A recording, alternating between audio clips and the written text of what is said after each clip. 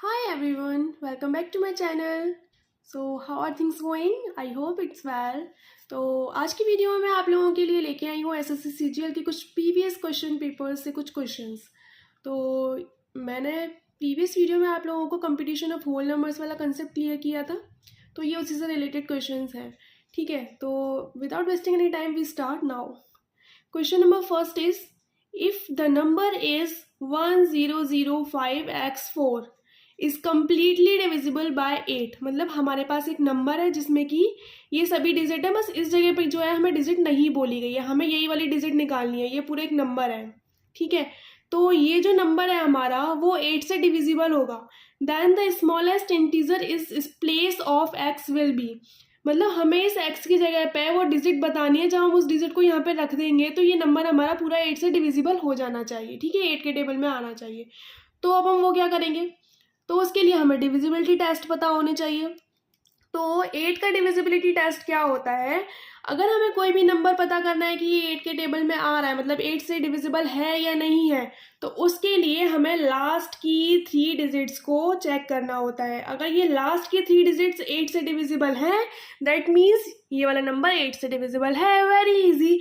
तो अब ये क्या है, ये लास्ट का जो नंबर आएगा हमारे पास, उसमें अभी चली डिजिट तो हमें पता ही नहीं है, तो यहाँ पे हम कोई नंबर रख के देखते हैं। ठीक है, हम 0 से स्टार्ट करते हैं। सबसे पहले 0 रखेंगे, अगर नहीं आएगा तो 1 रखेंगे, नहीं आएगा तो 2 रखेंगे, ऐसे। ठीक है, तो हम यहाँ पे 0 रखते हैं, तो ये क्या बन जाएगा 504। हमें लास्ट की 3 डिजिट से मतलब है, तो 504।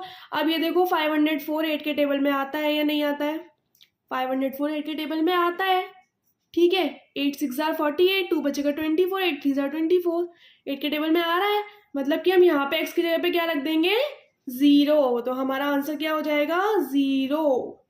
Okay, your next question is, when 200 is divided by a positive integer x, the remainder is 8, how many values of x are there? इस क्वेश्चन में क्या है कि ये बोल रहा है कि हम किसी नंबर से अगर 200 का डिवाइड करते हैं तो हमारे पास 8 रिमाइंडर आना चाहिए, हमें वो नंबर बताना है। ऐसा कौन सा नंबर होगा जब हम उसको 200 से डिवाइड करेंगे, सॉरी उस नंबर से 200 को डिवाइड करेंगे तो रिमाइंडर हमेशा 8 आना चाहिए। तो रिमाइंडर हमेशा 8 आना चाहिए, मतलब कि वो नंबर क्या होगा 192। 200 में से 8 माइनस कर देंगे तो क्या बचेगा 192। तो हमें ऐसे नंबर्स बताने हैं जिसके टेबल में 192 आएगा। ठीक है, तो वो कैसे बता सकते हैं हम, 192 के फैक्टर्स हमें पता होने चाहिए। तो 192 के फैक्टर्स हम कैसे निकालेंगे, 2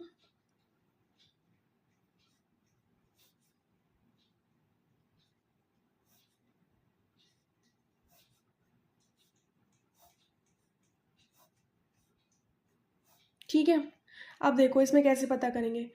2 के टेबल में आएगा, यहाँ लिख देती हूँ मैं। फिर उसके बाद 4 के टेबल, सॉरी 3 भी यहाँ पर है तो 3 के टेबल में भी आएगा।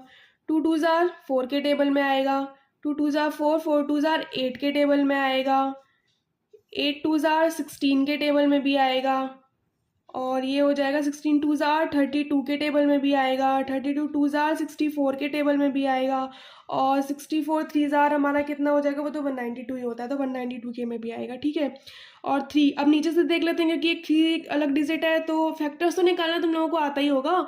तो 3 यहाँ पे हो जाएगा, 3 2 जार 6 के टेबल में भी आएगा, 6 2 जार 12 के टेबल में भी आएगा, 12 2 जार 24 के टेबल में भी आएगा, 24 2 जार 48 के टेबल में भी आएगा, 48 2 जार 96 के टेबल में भी आएगा, और 96 2 जार तो हमारा शायद 192 ही होता है, वो कि मैंने लिख लिया है। ठीक है, तो इन सभी नंबर्स में हमारा 192 आएगा, इन सभी से 192 डिवाइड हो जाएगा। लेकिन अब तुम लोगों को ये चीज़ पता होगी और नहीं पता होगी तो ये चीज़ जान लो कि रिमाइंडर जो होता है वो हमेशा हमारा डिविज़र से छोटा होता है, तो डिविज़र जो है ना वो हमेशा रिमाइंडर से बड़ा होना चाहिए। ठीक है, तो रिमाइंडर है हमारे ये सभी, सॉरी डिविज़र है, सॉरी रिमाइंडर है हमारा 8, और ये सब है हमारे पास डिवीज़र। तो रिमाइंडर जो है वो हमेशा डिवीज़र से छोटा होना चाहिए, मतलब कि 2 नहीं आ सकता हमारे आंसर में, 3 भी नहीं आ सकता, 4 भी नहीं आ सकता, और 6 भी नहीं आ सकता है, और ये तो इक्वल हो गया, ये भी नहीं आ सकता है। तो कितने हो जाएंगे हमारे पास, 1 2 3 4 5 6 7 8, कितने नंबर्स हैं हमारे पास ऐसे जिनसे कि 192 डिवाइड हो सकता है? 8 नंबर्स हैं हमारे पास ऐसे, तो हमारा आंसर क्या हो जाएगा? 8 हो जाएगा। Your next question is what should replace star in the number 94 star 2 3 5 7 so that the number is divisible by 11। मतलब कि इस नंबर में इस स्टार की जगह पे क्या आना चाहिए जिससे कि ये नंबर जो है वो 11 से डिविजिबल हो जाए। तो उसके लिए हमें 11 की डिविजिबिलिटी पता होनी चाहिए। अब 11 की डिविजिबिलिटी टेस्ट क्या होता है कि ये जो नंबर है ना हमारे पास, इसका हम इवन वाले प्लेसेस पे जो नंबर्स हैं उनका सम और ऑड वाले प्लेसेस पे जो नंबर्स हैं उनका सम, उस इवन वाला जो आएगा उसमें से हम ऑड वाले को, या ऑड वाला जो आएगा उसमें से इवन वाले को, जो भी बड़ा होगा बड़े वाले में से छोटे वाले को हम माइनस करते हैं। ठीक है, तो फिर जो आंसर आएगा ना वो आंसर हमारा 11 के टेबल में आना चाहिए, तब तो हम कह सकते हैं कि ये नंबर जो है वो हमारा 11 के टेबल में आ रहा है। ठीक है, तो ये बोल रहा है हमसे कि 11 के टेबल में कब आएगा, जब यहाँ पे इस जगह पे क्या होना चाहिए। तो देखो हम पीछे से लेते हैं ऑल्टरनेट प्लेसेस वाले 7 3 और ये स्टार और 9।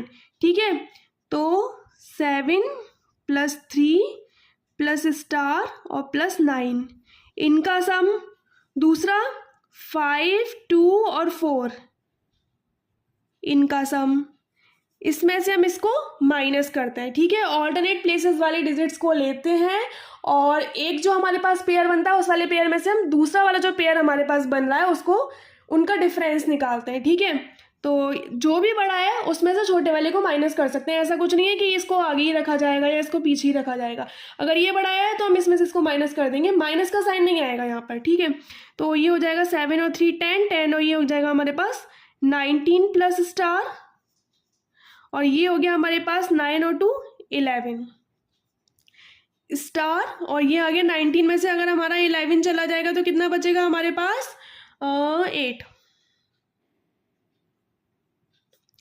तो अब इस जगह पे क्या आना चाहिए जिससे कि ये नंबर जो है वो 11 से डिवाइड हो जाए? इस जगह पे आना चाहिए 3, तभी तो ये 11 बन जाएगा। ठीक है, 8 और 3 कितना हो जाएगा? 11। तो और 11 तो हमारा 11 के टेबल में आता ही है और 3 हमारे पास आंसर में भी है, तो ये हो जाएगा। और अगर यहाँ पर 3 नहीं होता हमारे पास आंसर में तो हम यहाँ पे कोई दूसरा नंबर रख के देखते हैं। ऑप्शंस में से ही ले लो, 7 को रख के देखो 8 और 7 कितना हो जाएगा? 15 जो कि 11 के टेबल में नहीं आता है। 1 को रख के देखो 9 जो कि 11 के टेबल में नहीं आता है। 8 को रख के देखो 16 जो कि 11 के टेबल में नहीं आता है। ठीक है, ऑप्शन से ही पता लगा सकते हो। सबसे ईजी यही रहता है कि जो हमारे पास ऑप्शन है हम उनको पुट करके देंगे, जिससे कि हमें ज़्यादा दिमाग नहीं लगाना पड़ता है। ठीक है, केवल 4 ही तो ऑप्शन है, एक एक करके ट्राई कर लो, तो हमारा आंसर हो गया 3। Question number 4 is, when 732 is divided by a positive integer x, the remainder is 12. How many values of x are there? Same है क्वेश्चन नंबर 2 के जैसा है बिल्कुल। ठीक है, तो ये वाला आप लोग करोगे, मैं बस थोड़ा सा बता दे रही हूँ। 732 जो है वो एक नंबर से डिवाइड होना चाहिए, तो हमारे पास रिमाइंडर हमेशा 12 आना चाहिए। तो 732 में से पहले तो 12 को माइनस कर दो, तो हमारे पास नंबर बना 720। तो अब हमें 720 के फैक्टर्स निकालने होंगे, जैसे हमने क्वेश्चन नंबर 2 में 192 के फैक्टर्स निकाले थे। 720 के फैक्टर्स निकालना, लेकिन उसके बाद एक चीज़ ध्यान रखना कि रिमाइंडर हमेशा डिविजर से छोटा होना चाहिए। तो वही नंबर लेना जो कि हमारे 12 से बड़े हों, रिमाइंडर से बड़े होने चाहिए, वही नंबर्स लेना। फिर वो देख लेना वो कितने नंबर्स हैं, वही हमारा आंसर हो जाएगा।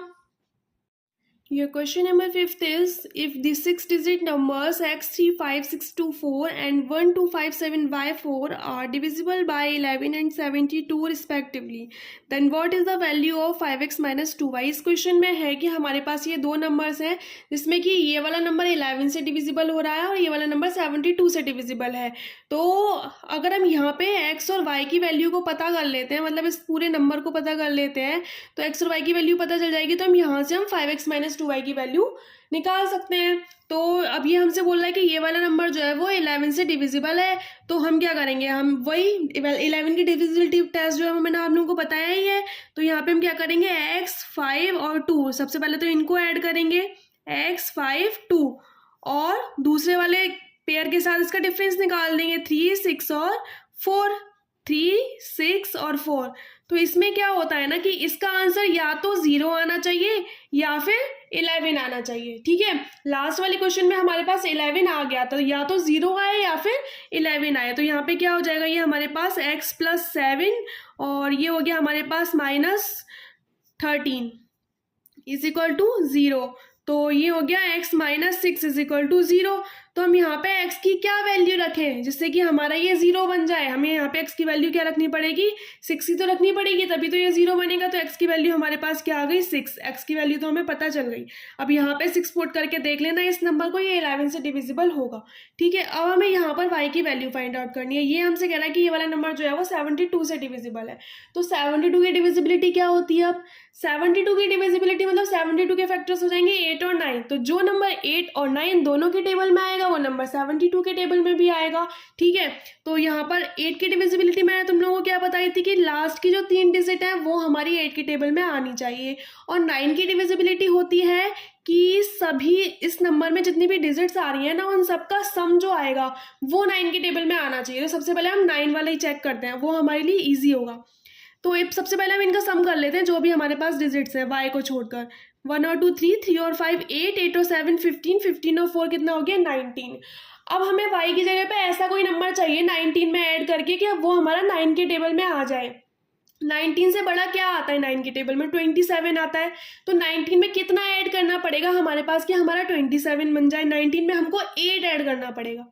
ठीक है, मतलब अगर मैं यहाँ पर y की जगह पे 8 लगा देती हूँ तो मेरा ये नंबर 9 के टेबल में तो आ जाएगा। अब ये नंबर 8 के टेबल में भी आ रहा है या नहीं ये चेक कर लेते हैं। तो 784 बनेगा यहाँ पर, तो 784 हमारा 8 के टेबल में आएगा या नहीं आएगा, तो ये चेक कर लेते हैं हम लोग। ये हो जाएगा 8 9 ज़ा 72 और ये हो गया 64, 8 8 ज़ा 64। 8 के टेबल में भी ये हमारा आ रहा है। तो हमारी y की वैल्यू हमारे पास क्या हो जाएगी 8। तो हमें वैल्यू निकालनी है 5x - 2y। x की वैल्यू हमारे पास 6 आ गई और y की वैल्यू हमारे पास 8 आ गई। 5 6 ज़ा 30 - 8 2 ज़ा 16, कितना आ गया 14। Your answer is a.